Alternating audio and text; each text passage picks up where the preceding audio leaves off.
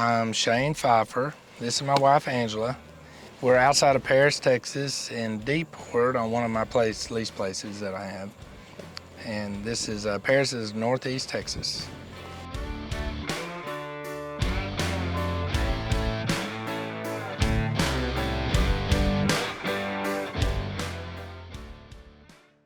I run approximately 27 to 2,800 mama cow operation. Crossbred cows, I use registered Angus bulls, and I participate in the Angus calf buyback program with a large Angus producer. Big Country Farm Center, where I'm at now, was built in 1983, but it goes back further than that. Paris Milling Company was built in 1876, and they had a retail store at the feed mill called Big Country Agri-Sales, and it was their retail shop for that feed mill. My dad actually ran that Big Country Agri-Sales when I was a little kid. I was 14. My dad came home one day and said, "Do you want to work at Big Country on Saturdays?" I said, "I don't know, I guess." So I started going up there on Saturdays and then worked summers. And it was a small store. We had Bob and his daughter ran the front, and I did everything in the back. Bob Unruh is one of I look up to him as much or more than I did my dad. Bob called me his boy. I worked there when I was 14, started working when I was 14, and I became one of his boys. So I graduated from Paris Junior College. I got accepted to go to Texas A&M. I didn't really want to go, but everybody said you got to go to college. So Bob got me in the truck one day after work, and we were driving around to check the lime piles. We were spreading lime. And he said, "Shane, what do you want to do when you get out of college?" I said, "Well, I'd like to own Big Country." And he said, "I tell you what," he said, "I've got my other boys started. I need to get you started. If you'll stay here and run the store for me, I'll give you 25% equity in the store." So I said, "Okay, let me think about it." And I was over there doing this. And I went home, talked to my mom and dad, and I didn't want to go to college. So I said, "Okay, I'll do it." And that lasted until ADM walked in and said, "We want to buy the store." And Bob said, "Well, I wouldn't sell the store unless y'all hire Shane to be a manager." And they said, "Well, we don't want it unless Shane is a manager." And I was disappointed a little bit because I thought I needed to buy the store, but it helped me so much because they had the money to buy inventory, to buy equipment.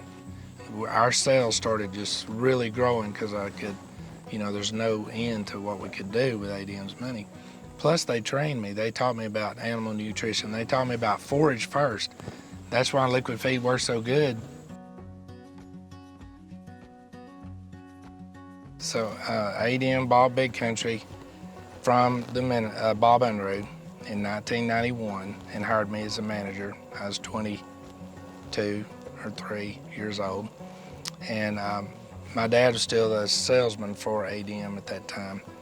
And in 1994, I got a phone call at my house one night, just out of the clear blue, and said, "Do you want to buy the feed store? We're shutting the feed mill down." And I said, "Yes." And he said, "Make us an offer, and you got 2 weeks." So went around, I found me a partner, and we made an offer. They took it. That was in October of '94. So I've actually been at Big Country 40 years this year. And we grew it from a little bitty store to it's a pretty good size now.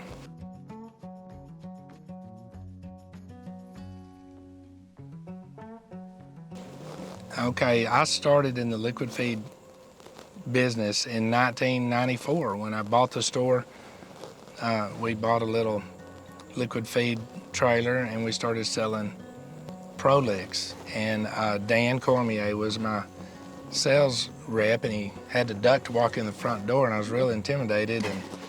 And he told me that I was going to sell his liquid feed. I said, "Yes, sir." And anyway, he gave me the option to changed to some Westway formulas, and I said, well, Dan, it's really working good. Why don't I just keep selling what we're selling? He said, okay, it's our formula, it's our product, so we did it. I'm selling the 32 plus. It's a 32 protein, real low moisture, 36% moisture, I believe. Real high sugar content in the 20s. There's no alcohol in it. I'm selling the 3% fat, and it's fortified, vitamin mineral pack. Then we also sell a high fat product, same products, but 8% fat. So at the store, we are selling those two formulas. I use annualized nutrition here because we have a lot of people that move to East Texas. They hear about our rainfall, and they think this is a saving grace. We have tons of grass. You don't have to feed your cows anything, but it doesn't work that way. I have several large customers that feed year-round. Y'all are going to go interview one here in a little bit. My really good friend and partner, he's my best friend. He's got 2,000 cows, and he'll call, and I need to put out some liquid or something. I got a lot of grass, I need to utilize it. So, okay. He said, what do you feed, liquid? Okay, well, bring me some. Well, I have to round up 25 tanks for him. It's not easy. So I'd take it out there. It'd be in November or December, and his cows would eat 3 or 4 pounds a day. I'm not feeding that. They eat too much, pick it up. So this went on about 3 times. And I could tell him anything because we're really close. So we had the what do you feed discussion again. I said, well, you know what I feed? I feed liquid. Well, they eat too much. I said, mine ate 1.25 pounds last year. Well, mine always eat. I said, well, I keep it out all year. And he said, well, I think I want to try it. I said, nope, I'm not going to do it. And what do you mean? I said, I'm not going to let you try it, this will win, unless you promise you're going to feed it for 1 year. If you'll feed it for 1 year, I'll bring you tanks again and we'll try it. He said, okay, do it. Well, he hangs out in my coffee shop. And after the first year, somebody came in, stuck their head in the door, and said, Shane, I need to talk to you about protein. Because we sell tubs, we sell meal and salt, we have cubes. What I need to feed? And this guy was in there, and he said, I'll tell you one thing, the cheapest thing you can feed is liquid feed, and don't put it out right now. You keep it out all year. Well, he's a believer, and his cows are in good shape. He's in the buyback program now too.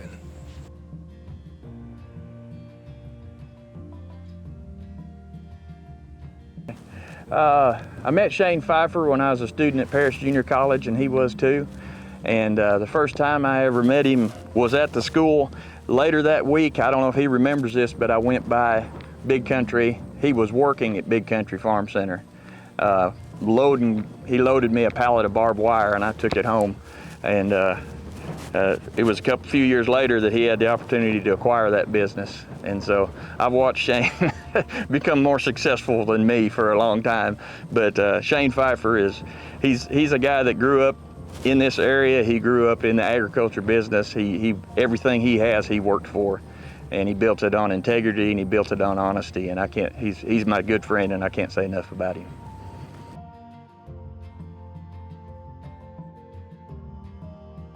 We're looking out for the customer. We're not for me in Big Country. Our customers are our friends, and we want them to succeed. That's why we've been successful. Because if it doesn't work, we don't want to sell it to you. Yeah. We want to help you find another way. Okay. So I met Shane when I was 29. We probably would not have met under normal circumstances because we're a little different in personalities, but I've been calling on Paris for a long time. I was in the animal health industry for 25 years, doing mixed animal all over Northeast Texas. And I had a clinic here I'm really good friends with, actually 2 of them that tried to set us up, but one in particular took it to the next level and set us up on a blind date. So we went out, so it was pretty interesting and pretty entertaining to say the least, but we've made it this far with a couple of kids, so I'm blessed to be where I'm at. it's kind of interesting because we do have such different backgrounds and things, but we both ultimately care about the person. So I know if customers aren't happy, I'm not happy, and I'm going to make them happy no matter what. And so his attitude is customer first always, and everybody is his friend. It's crazy. I mean, as long as I've known him, people just love him, but it's because he's so respectful and he's honest. So we have the same game plan. We talk to customers, and ultimately, whatever's going to be best for the animal, we're going to tell them that, and no matter what, that's what they need to do. And so we're both on the same page. I got to tell a story about Angela. I was riding down the road with Angela, and this very high-profile equine veterinarian called her one day, and he was on speakerphone, and he said, "Angela, I want to run something by you."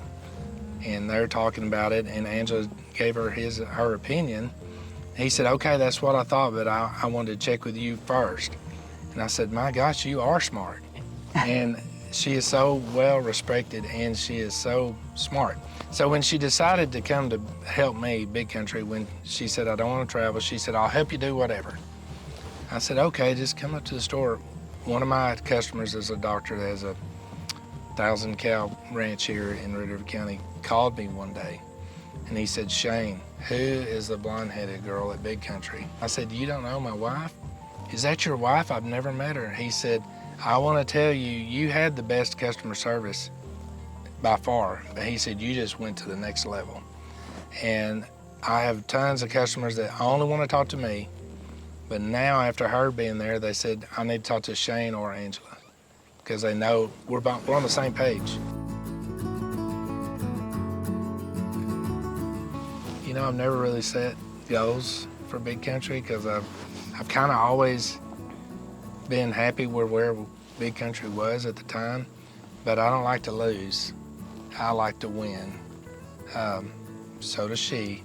It's just, it's somebody that strives to be the best. They want to win. So I want to win as being everybody's go-to store. I want to be the biggest liquid feed dealer. I want to be the biggest Kubota tractor dealer. We are. I want to provide the best service. Those are my goals.